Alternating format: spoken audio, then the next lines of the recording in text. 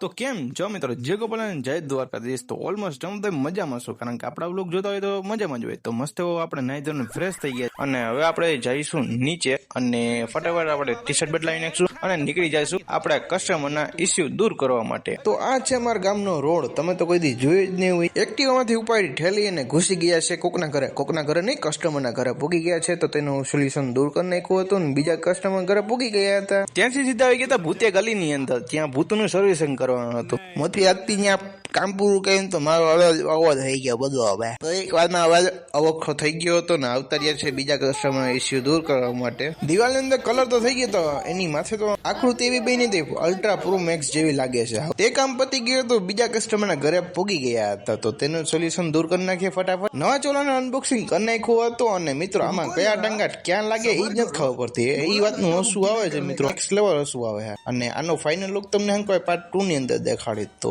ચડી ગયા છે ઉપર। તો બસ મિત્રો આજના દિવસ માટે એટલું રાખીએ તો મળીએ કાલના મિની લોક સાથે, કાલના દિવસ સાથે। તો bye bye, C you, Tata, જય ગોપાલ, જય દ્વારકાધીશ, બાય બાય।